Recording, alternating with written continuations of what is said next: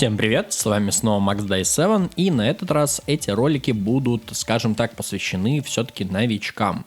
Это будет обновленная серия роликов, которая завязана на том, что же такое роллер-коин, с чем его едят, как в него играть, что стоит делать в первую очередь и прочее. Сразу скажу, что это будет не один ролик, дабы не растягивать его на час, потому что час навряд ли кто-то посмотрит. Поэтому поехали с того, что мы должны делать изначально. Итак, самое первое, что мы, соответственно, будем делать, когда создаем аккаунт, это через 12 часов мы переключаем наши мощности майнинга с биткоина.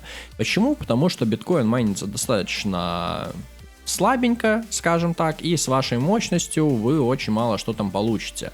В принципе, если считать по калькулятору мощности, то, наверное, для новичка самым объективным будет все еще RLT. Да, на нем сидит очень много людей, 94 тысячи, но при всем при этом там, скажем так, нормальный блок ревард.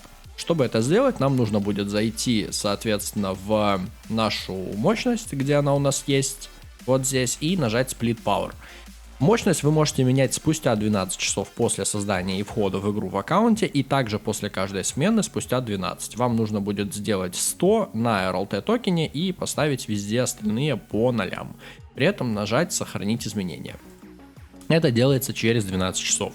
Что делать для того, чтобы поднять первые, скажем так, деньги, финансы, на которые пробовать развиваться в этом, конечно, бесконечно растущем гонкомире уже целых 500 по мощности.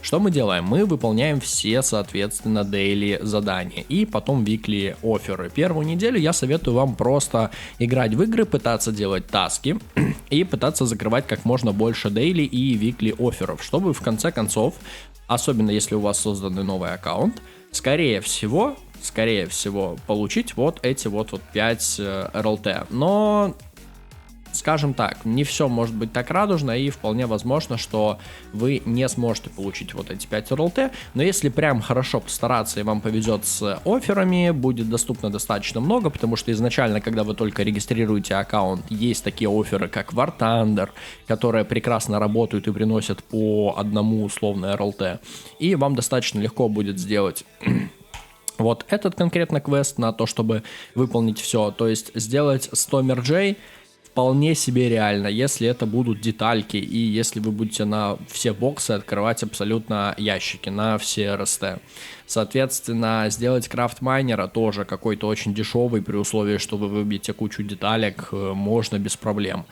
А купить этот майнер можно на маркете, даже если вам не выпадет. Напоминаю, то, что выпадают только супер-супер маленькие майнера, то есть если кто-то заходит и думает, то, что он будет много играть и у него есть возможность получить какие-то хорошие майнера, нет, вот, это ваш максимум. Вот этот роллер Arc S1 на 150 GH, это максимальный майнер, который вам может выпасть с игр, но даже так, его объединение стоит вообще копейки, и квесты вы в принципе закрыть можете при должной сноровке и, соответственно, при должных стараниях. После того, как вы, соответственно, выполнили вот эти квесты, не забываем про то, что у нас также есть еще Season Pass.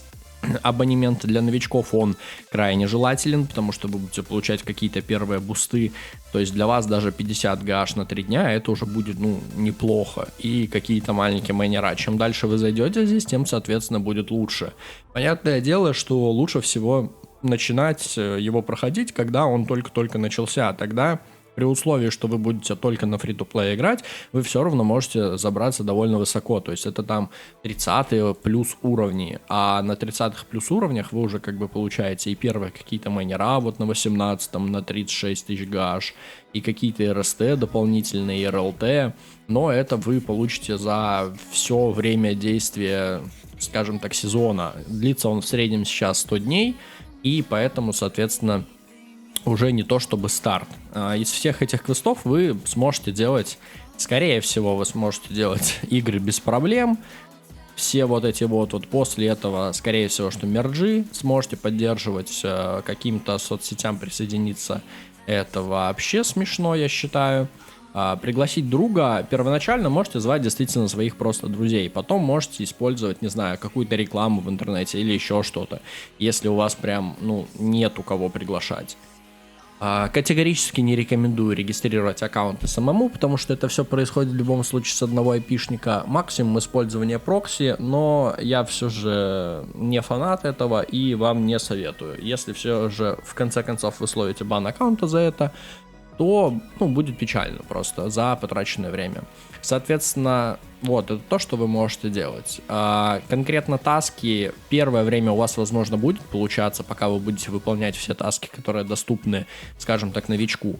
Но вот как только они у вас чуть-чуть подзакончатся, то потом у вас начнутся проблемы. Потому что да, СНГ страны, таски не очень совместимая штука. Мало кому нужна, скажем так, реклама или мнение людей из таких стран. Поэтому тасков чаще всего нам много не дают. Но, тем не менее, первое время вы можете стараться делать там по одному таску в день или по одному таску плюс, чтобы он был по одному РЛТ и так далее. Соответственно, вот у нас, видите, у меня даже с Invite Friends все печально. Играя в игры, соответственно, вы выполняете вот две этих вещи. То есть вы зарабатываете постоянно РСТ, делая daily и weekly задачи и зарабатывая себе опыт в EPAS. Также не стоит забывать про то, что сейчас очень часто проходят непосредственно мини-ивенты, как они называются. Это вещи, где вы, в принципе, за игры можете получать дополнительно еще какие-то награды за поднятие уровня. В скором времени также сделаю ролик по стратегии бесплатных игр, прям качественный, хороший, чтобы для всех было понятно. Потому что, судя по всему, ивенты у нас очень часто, и, наверное, его все-таки нужно дать всей аудитории.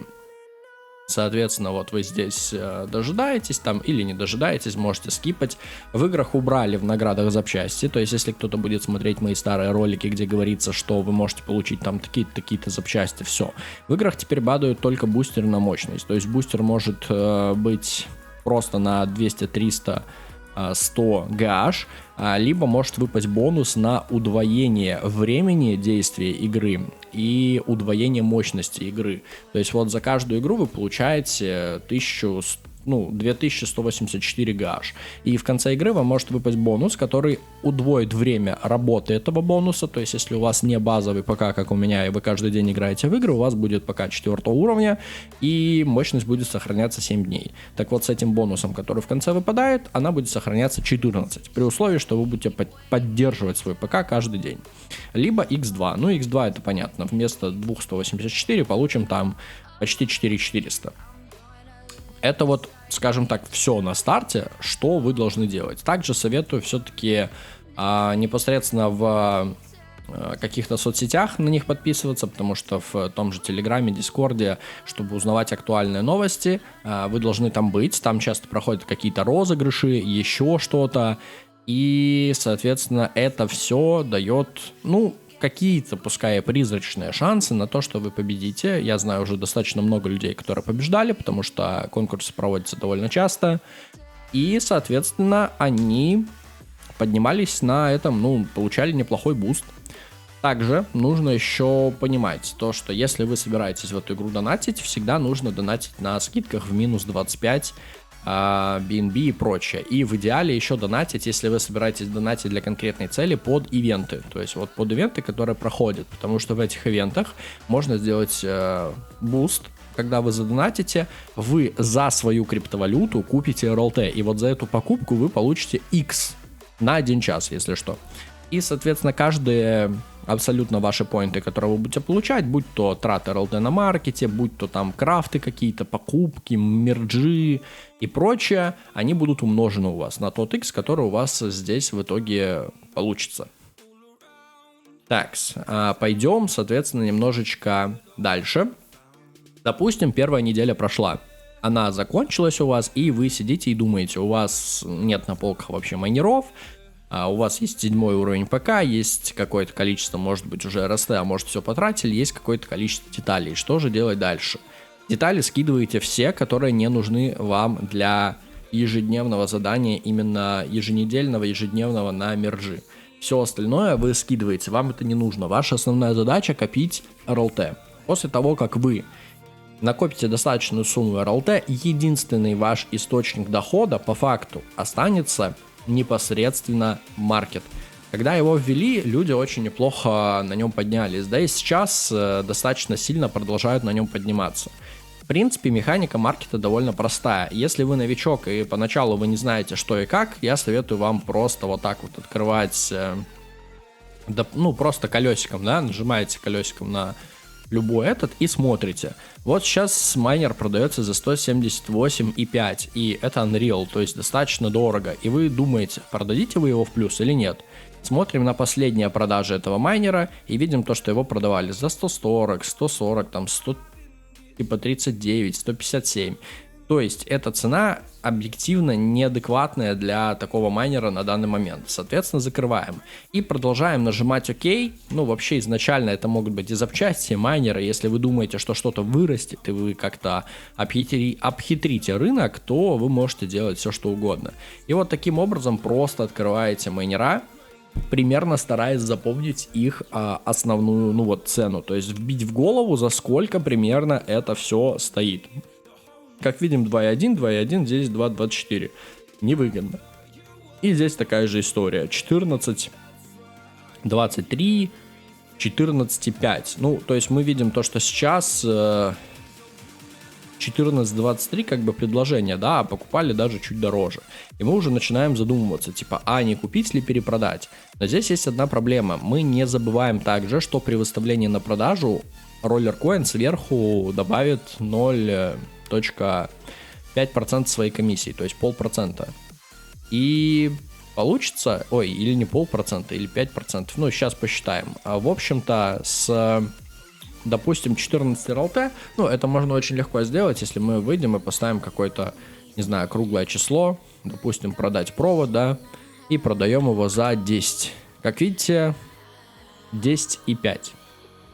То есть, соответственно, у нас это сколько? 5%? Да, это 5% Rollercoin накручивает еще сверху. Следовательно, если мы возьмем тот майнер, который мы рассматривали, он за 14.25 продавался, и при этом в прошлый день его покупали за 14.45. То есть мы 14.25 умножаем на 1.05. Ну, то есть просто добавляем 5%. И получаем 14.96. Это условие, при котором вы продадите этот майнер в 0, а не в плюс. Следовательно, он невыгодный. И вот так вы продолжаете искать майнера. Объясню, для чего вам копить побольше РЛТ в самом начале, чтобы, как это сказать, не покупать майнера, то есть копить побольше РЛТ.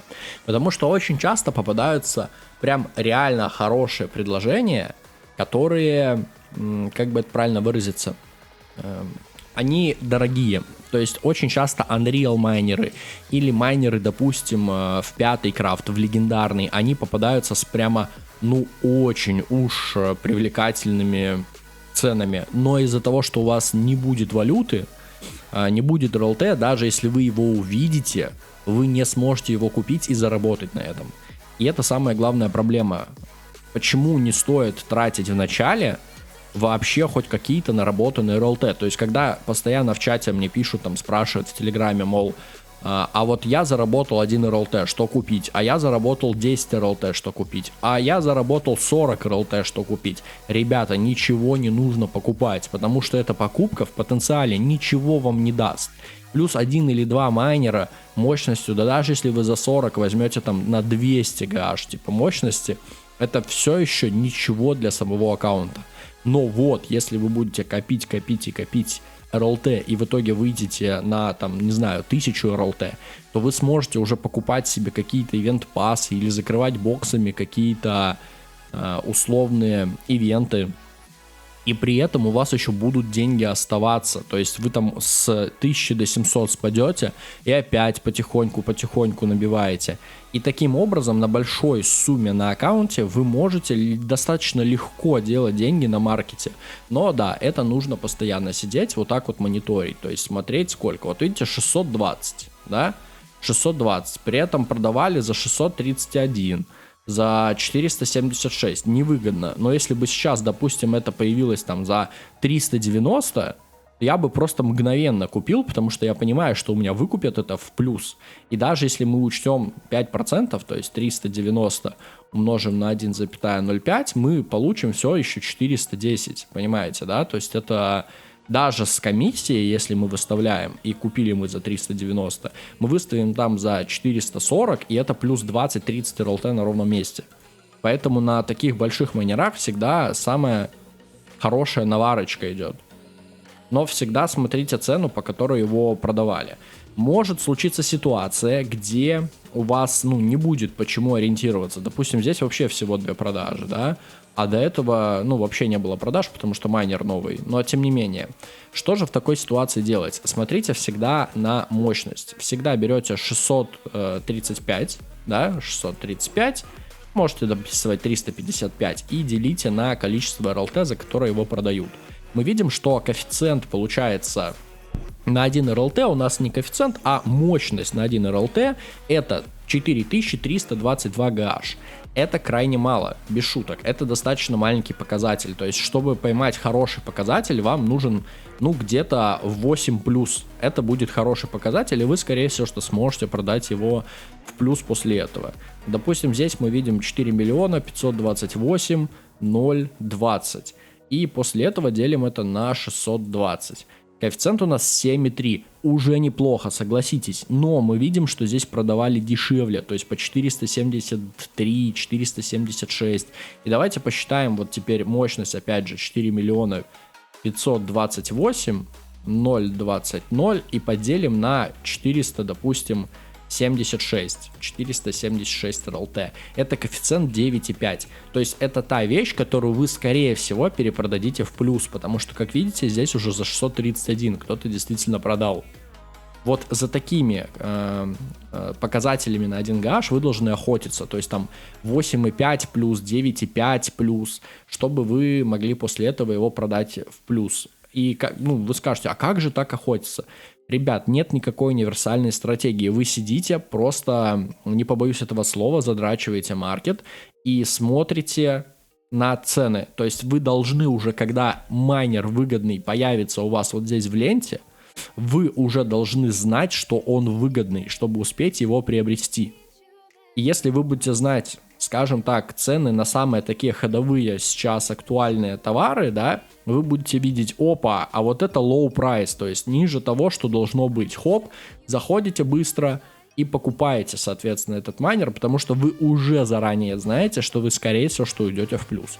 Да, вы можете ошибиться и расстроиться там, не волнуйтесь, это абсолютно нормально, я тоже ошибался, я тоже продавал в итоге майнера в минус себе, в минус 2, в минус 3 РЛТ при стоимости майнера там в 50.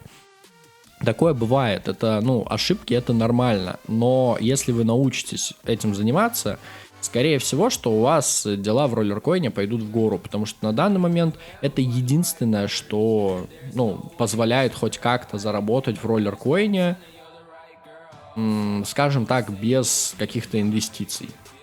Но первое время вам все равно придется очень долго, скажем так, и упорно делать все квесты, собирать первые балансы и трейдить на чем-то маленьком. То есть навряд ли вы сможете трейдить там на чем-то большом, вам нужно будет смотреть вот какие-то такие майнера.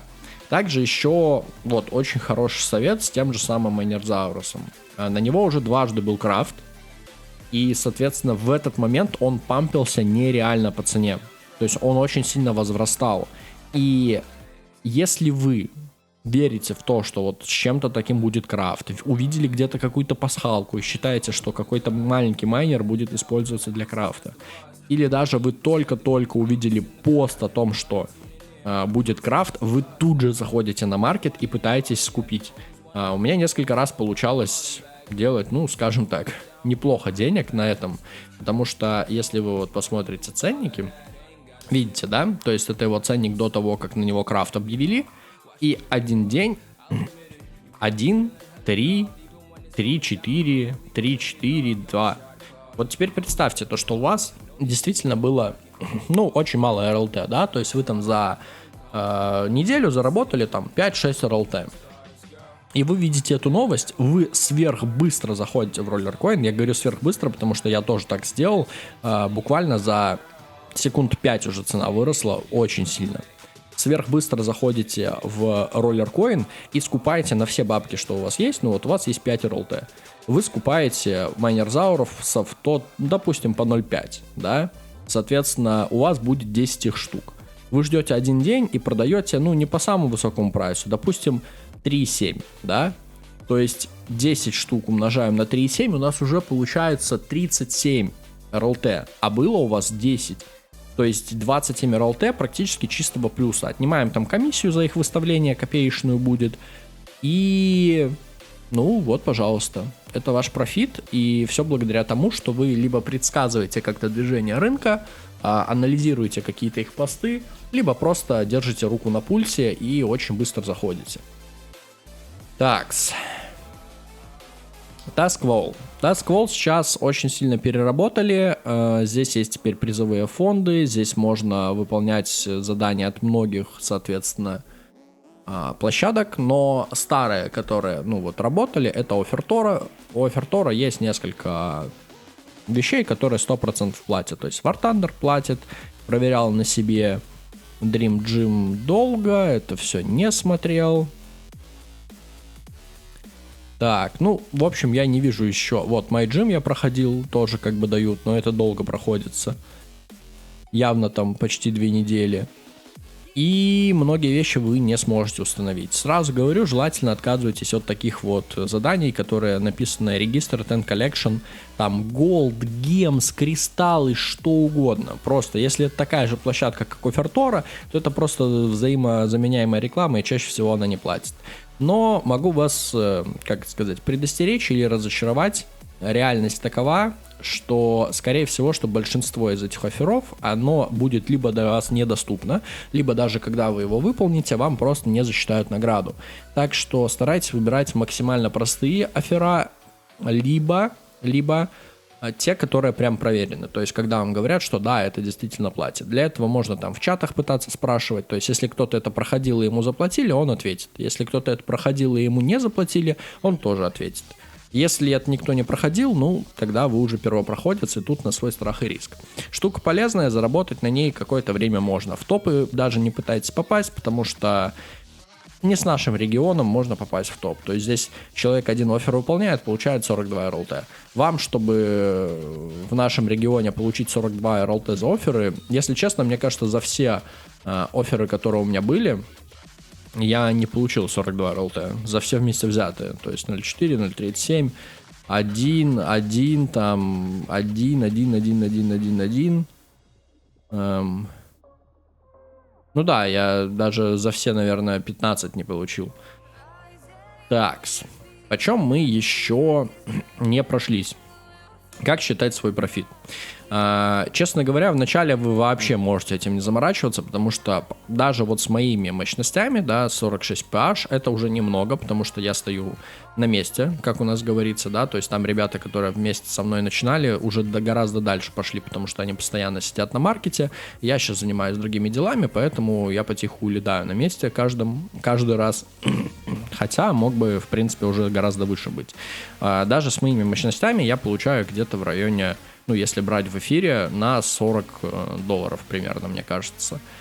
При этом, ну, это в месяц, и сумма каждый день будет падать из-за того, что если вы не играете, не развиваетесь, вы все дальше слетаете по месту, другие люди развиваются, получают, соответственно, больше денег. И в этом, как мне кажется, есть одна большая проблема роллеркоина. Если мы сейчас откроем непосредственно лидерборд, то становится понятно, что новичкам без лютейшего доната практически нереально нагнать непосредственно топов. Мы не будем сейчас брать топ-1, который вообще улетел в какие-то небеса, да и всех прочих, да.